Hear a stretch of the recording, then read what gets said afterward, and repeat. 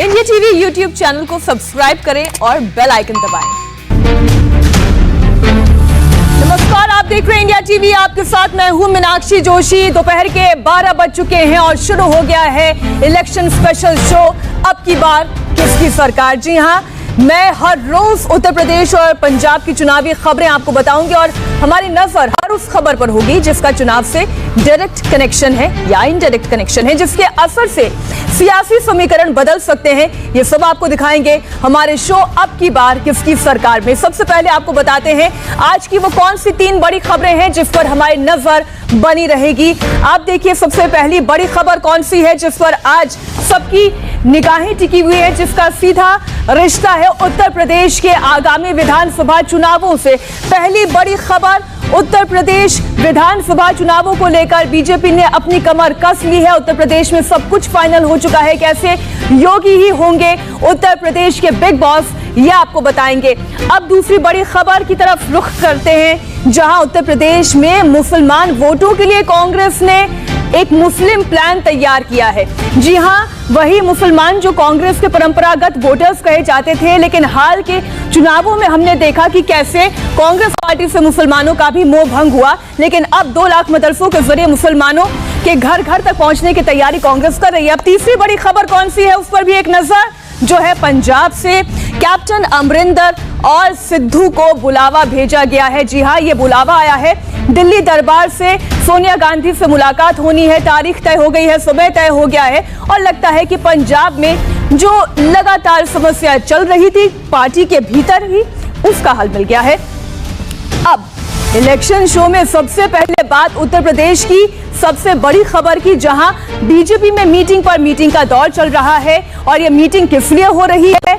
उत्तर प्रदेश के आगामी विधानसभा चुनावों को लेकर, जिसकी पिक्चर अब क्लियर हो चुकी है। इस वक्त की बड़ी खबर, गृह मंत्री अमित शाह से मिले हैं जेपी नड्डा और स्वतंत्र देव सिंह। उत्तर प्रदेश चुनाव को लेकर बीजेपी में गुरुवार रात को एक और अहम बैठक हुई। है मीटिंग गृह मंत्री अमित शाह के घर पर हुई, जिसमें बीजेपी के राष्ट्रीय अध्यक्ष जेपी नड्डा और उत्तर प्रदेश बीजेपी के अध्यक्ष स्वतंत्र देव सिंह मौजूद थे। इसके अलावा यूपी बीजेपी संगठन के महामंत्री सुनील बंसल भी इस बैठक में शामिल रहे।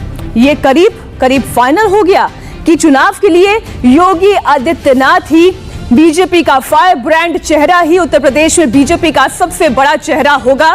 तो यानी जो पशुपेश की स्थिति, जो कयास और जो अटकलें लगाई जा रही थी, राजनीतिक बाजार गर्म था कि क्या वाकई में योगी आदित्यनाथ के हाथों ही कमान रहेगी, तब इस पर भी तस्वीर पूरी तरीके से क्लियर हो चुकी है। हालांकि इस बैठक की पूरी डिटेल सामने आई नहीं है, लेकिन एक के बाद एक 2 घंटे के अंदर 2 मीटिंग्स हुई हैं। और पहली मीटिंग अमित शाह, जेपी नड्डा, स्वतंत्र देव सिंह और साथ ही सुनील बंसल के बीच हुई, जबकि इस बैठक के खत्म होने के फौरन बाद अमित शाह और बीजेपी के राष्ट्रीय अध्यक्ष जेपी नड्डा के बीच बैठक हुई। तो आप ये देखिए, रात 10 बजे से लेकर 12 बजे तक समय महत्वपूर्ण है। अगर विधानसभा सीटों के आकलन के हिसाब से आप देखें तो अब 8 महीने का ही समय बाकी है, यानी 403 सीटों के लिए अब 1 साल 365 दिन भी नहीं है एक सीट को देने के लिए। तब आप ये समझ लीजिए कि अब सरगर्मियां कितनी तेजी से दिखाई दे रही हैं उत्तर प्रदेश चुनाव को लेकर। खबर एकदम पुख्ता है। अब खबर पुख्ता क्यों है कि यूपी चुनाव के लिए योगी आदित्यनाथ ही यूपी के बॉस हैं। यूपी चुनाव के लिए योगी को ही फ्री हैंड दे दिया गया है। ये सब कुछ फाइनल हुआ है प्रधानमंत्री नरेंद्र मोदी और मुख्यमंत्री योगी आदित्यनाथ के बीच हुई बैठक के बाद। अब आपको ये समीकरण भी समझाते हैं कि क्यों Yogi Adityanath the most important face है उत्तर प्रदेश में, बीजेपी के चेहरे हैं। योगी को न सिर्फ यूपी में सरकार अपने ढंग से काम करने के लिए फ्री हैंड दिया गया है, बल्कि योगी आदित्यनाथ के ऊपर जिम्मेदारियां दे दी गई हैं कि वो टिकट का बंटवारा भी अपने हिसाब से कर सकते हैं।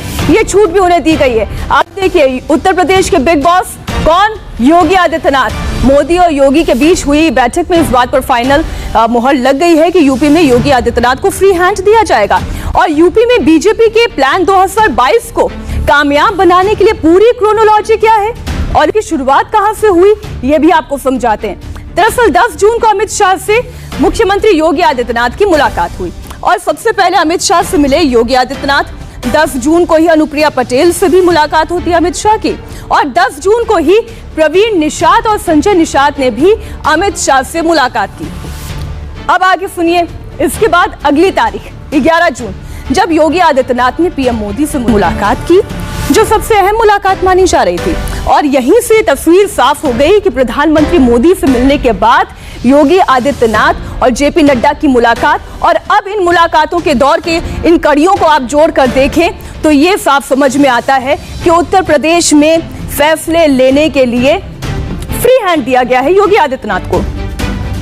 खबरें थी कि यूपी बीजेपी में कुछ मतभेद है, मतभेद की शुरुआत तो थी और मतभेद हो भी सकते हैं, लेकिन इन्हें भी खत्म करने के लिए कोशिशें शुरू कर दी गई है। और चैलेंज क्या था?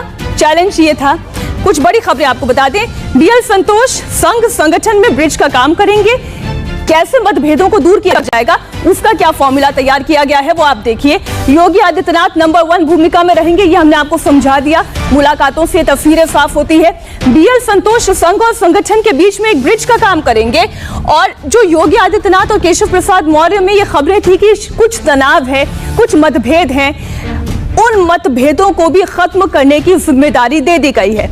अब देखिए, प्रवीण निषाद, अनुप्रिया पटेल केंद्र में मंत्री बनाए जाएंगे। कैसे सहयोगियों को अपने साथ बीजेपी जोड़कर अपने आप को उत्तर प्रदेश में मजबूत बना सकती है, वो आप इससे समझिए। स्वतंत्र देव सिंह को यूपी बीजेपी अध्यक्ष के तौर पर बने रहने का भी फरमान दे दिया गया है। यहां पर भी ग्रीन सिग्नल है, कोई दिक्कत नहीं है, क्योंकि खबरें यह भी थी कि क्या स्वतंत्र देव सिंह को बीजेपी के अध्यक्ष पद से हटाया जाएगा, कोई और नया चेहरा आएगा। तो यहां पर भी अब कयास के सारे बादल छट गए हैं। लेकिन इसी बीच एक और बड़ी खबर, चुनाव से पहले यूपी दौरे पर बीएल संतोष और राधा मोहन सिंह जाएंगे। इस वक्त की बड़ी खबर आपको बता दें, दिल्ली में मीटिंग्स का दौर चल रहा है और दूसरी ओर बीजेपी संगठन महामंत्री बीएल संतोष और उत्तर प्रदेश बीजेपी प्रभारी राधा मोहन सिंह उत्तर प्रदेश के दौरे पर जाने वाले हैं। बीएल संतोष और राधा मोहन सिंह का 3 दिन का उत्तर प्रदेश दौरा 21 जून से शुरू होगा। अब हमारे साथ संवाददाता विशाल प्रताप सिंह जुड़ गए हैं। एक के बाद एक हो रही मीटिंग से ये तो साफ हो रहा है कि तैयारियां बहुत जोर शोर से बीजेपी कर रही है, लेकिन ये चुनाव से पहले जो दौरा होने वाला है जिसमें बीएल संतोष और राधा मोहन सिंह है, ये किस किस स्तर पर मजबूत करेंगे पार्टी को, किन किन से मुलाकात करेंगे और क्या बैठकें होंगी? देखिए मीनाक्षी, अभी जो औपचारिक कार्यक्रम की है, किससे किससे मुलाकात करेंगे बीएल संतोष और राधा मोहन सिंह, इसके बारे में औपचारिक घोषणा नहीं की गई है, लेकिन दौरा फाइनल हो गया है। 21 जून, 22 जून और 23 जून को दोनों महत्वपूर्ण नेता जो हैं संगठन, सरकार और संघ के बीच में जो सेतु का काम करेंगे, ब्रिज का काम करेंगे, बीएल संतोष आएंगे। इसके अलावा यूपी बीजेपी के प्रभारी बनाए गए हैं राधा मोहन सिंह।